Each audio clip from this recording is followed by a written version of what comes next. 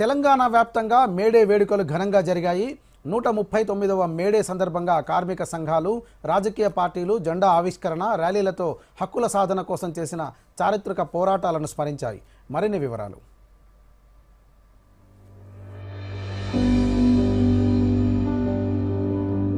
తెలంగాణలో మేడే వేడుకలు ఉత్సాహంగా నిర్వహించారు. జగిత్యాల, భద్రాద్రి కొత్తగూడెం, నల్గొండ, పెద్దపల్లి, నిర్మల్, మంచిర్యాల, ములుగు, సూర్యాపేట, వరంగల్ జిల్లాల్లో కార్మిక సంఘాల కార్మికులు జెండా ఆవిష్కరణ, ర్యాలీలు, సభలతో తమ హక్కులను స్మరించుకున్నారు. జగిత్యాల జిల్లాలో కోరుట్ల, మెట్పల్లి, ధర్మపురి, రాయ్కల్ పట్టణాల్లో ఏఐటియుసి ఆధ్వర్యంలో వేడుకలు జరిగాయి. కోరుట్లలో మున్సిపల్, హమాలీ కార్మిక సంఘాలు జెండా ఎగురవేసి మిఠాయిలు పంచాయి. ఏఐటియుసి జిల్లా అధ్యక్షుడు సుతారి రాములు, భవన నిర్మాణ సంఘం కార్యదర్శి రాంబాబు మాట్లాడుతూ 20 గంటల పనిదినాన్ని 8 గంటలకు కుదించేందుకు చేసిన పోరాటాలను గుర్తు చేశారు. బ్రిటిష్ హయాంలో 18 గంటల పనిదినాలను వ్యతిరేకిస్తూ కార్మికులు ప్రాణత్యాగం చేశారని, ఆ స్ఫూర్తితో ప్రతి సంవత్సరం మే 1న మేడే జరుపుకుంటున్నామని అన్నారు. కనీస వేతనం, కాంట్రాక్ట్ ఉద్యోగాల రద్దు, శాశ్వత ఉద్యోగాల కల్పన కోరారు. భద్రాద్రి కొత్తగూడెంలో సిపిఐ రాష్ట్ర కార్యదర్శి ఎమ్మెల్యే కూనమనేని సాంబశివరావు ఎర్ర జెండా ఎగురవేశారు. మేడే అన్ని కులాలు, మతాల కార్మికుల ఐక్యత పండుగని, కార్మిక హక్కుల కోసం పుట్టిన రోజని అన్నారు. ప్రభుత్వాలు కార్మిక చట్టాలను రద్దు చేస్తూ హక్కులను కాలరాస్తున్నాయని ఆవేదన వ్యక్తం చేశారు. ఈ మేడే స్ఫూర్తితో సాధించుకున్న కార్మిక చట్టాలు, లేకపోతే న్యాయ చట్టాలు, పేదవాడు అనుకూలమైన చట్టాలని వాటిని మార్చకుండా, మన రాజ్యాంగం కూడా మేడే బ్యాక్గ్రౌండ్ లోనే అన్ని రాజ్యాంగాలు వెలిసినాయి, రాజ్యాంగ స్ఫూర్తి మారకుండా ఉండాలని చెప్పి నేను కోరుతూ, నల్గొండ జిల్లాలో సిపిఎం జిల్లా కార్యదర్శి వీరారెడ్డి పార్టీ జెండా ఎగురవేసి కార్మికులకు, కర్షకులకు శుభాకాంక్షలు తెలిపారు. ఐఎన్టీయూసీ సంఘం మున్సిపల్ కార్యాలయంలో జాతీయ జెండా ఆవిష్కరించింది.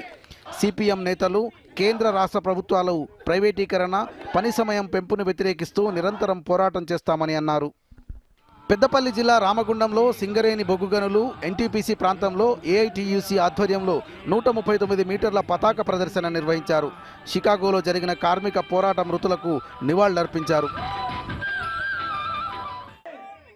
వరంగల్లో మంత్రి కొండా సురేఖ లక్ష్మీపురం కూరగాయల మార్కెట్లో ఎర్ర జెండా ఎగురవేశారు. విశ్రాంతి భవన నిర్మాణం, ఇతర సమస్యల పరిష్కారానికి కృషి చేస్తానని హామీ ఇచ్చారు.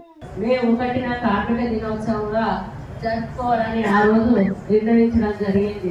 అది ముఖ్యంగా ఇందులో కార్మిక హక్కుల పరిరక్షణ గుర్తుగా సమానత, న్యాయం మరియు శ్రమ విలువను గుర్తించేందుకు శ్రామికుల గౌరవార్థం ప్రపంచమంతటా సంఘటితంగా జరుపుకునే రోజు. నిర్మల్ జిల్లా 19 మండలాల్లో ఐఎఫ్టియు ఆధ్వర్యంలో వేడుకలు జరిగాయి.